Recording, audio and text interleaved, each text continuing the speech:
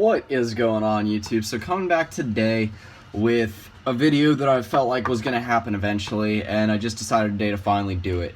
And that's a video about how good I think the Golden State Warriors will be long term.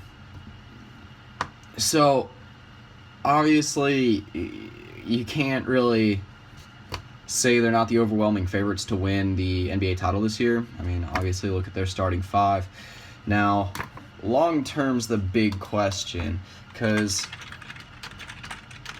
really none of their key pieces are even close to really being old.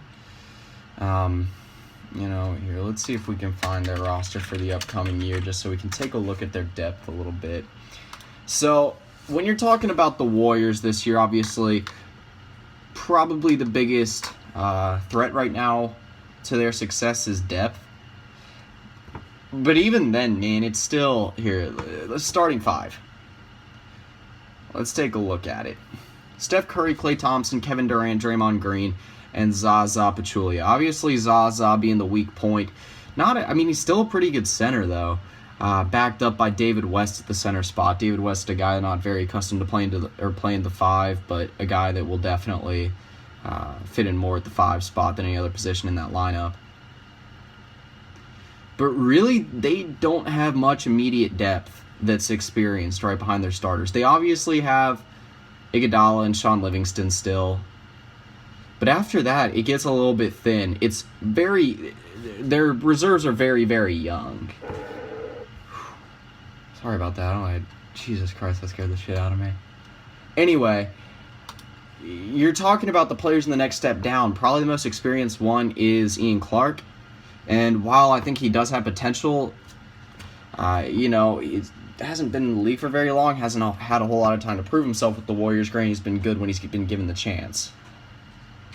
So, the four other players that are on the roster outside of, David West, Iguodala, Livingston, and Clark, Pat McCaw, James Michael McAdoo, Kevon Looney, and then Damian Jones.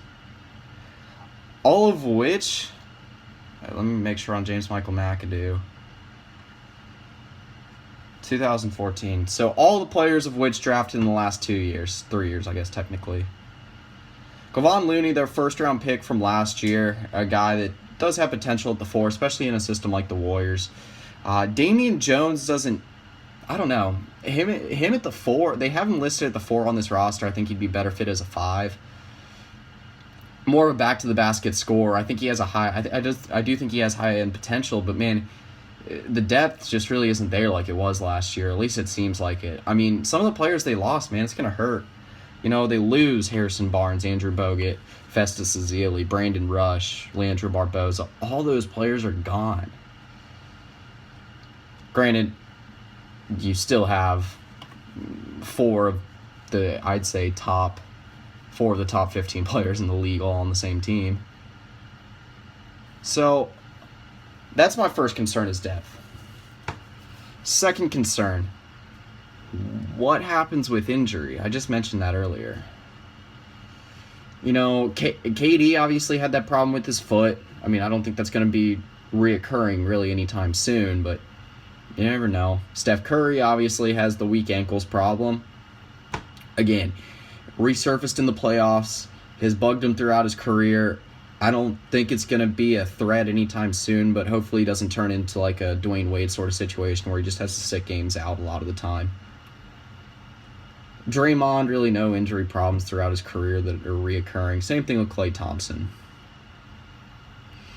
Now, again, if they do lose a player to injury, that could become a problem. That's been a valid concern from a lot of people. You lose, if you lose Kevin Durant to injury, that becomes tough.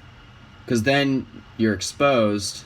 You've been exposed for how to beat you by the Thunder and the Cavs last year. There were multiple teams that competed with you in the playoffs. The Trailblazers, to a certain extent, Thunder, and the Cavs obviously beating you guys. Not saying that they were bad, or the Warriors were bad at all, but I'm saying for a team that looked damn near invincible in the regular season, people started figuring out how to beat you. It just happens. It does. That's the way sports go.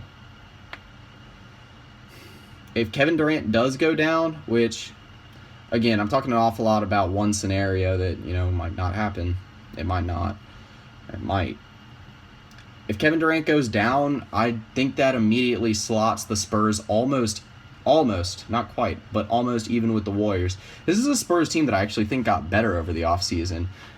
They made a lot of good pickups. I mean, they signed Pau Gasol in free agency, who's still probably got 2 good years left. You slot him next to LaMarcus Aldridge, already makes one of the best front courts in basketball.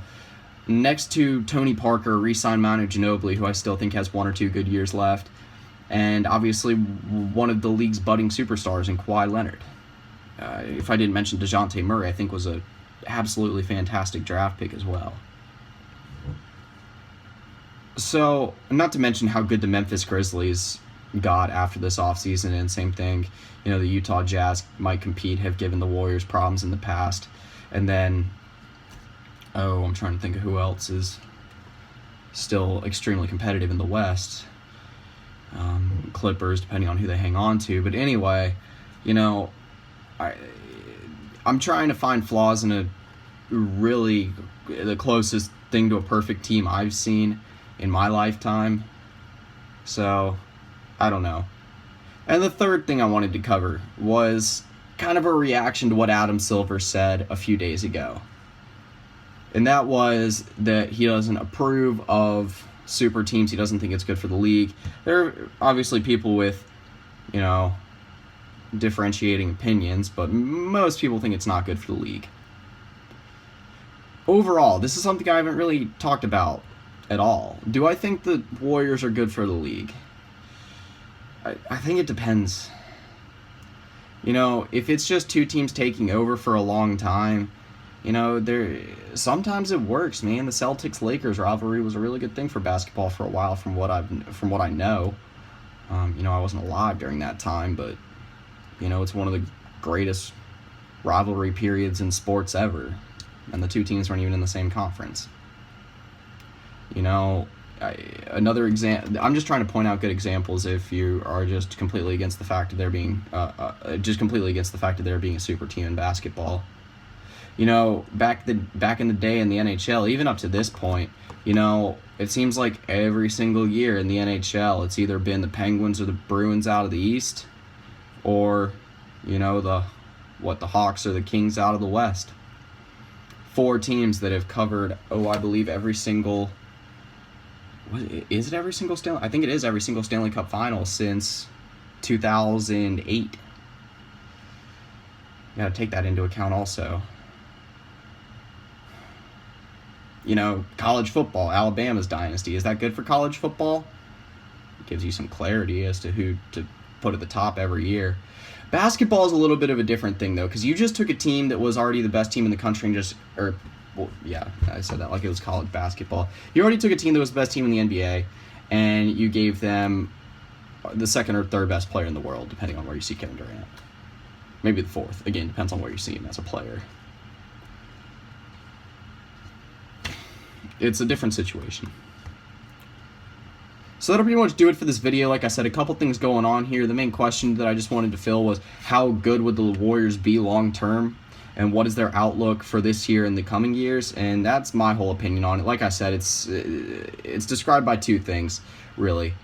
And that's just the starting lineup is the most thing to a perfect starting 5 that I've seen in my lifetime, just because, like I said, 4 of the top 15 players in the league. And then,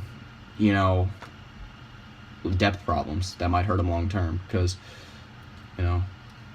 Steph Curry, what is he, 28 years old, 29 years old?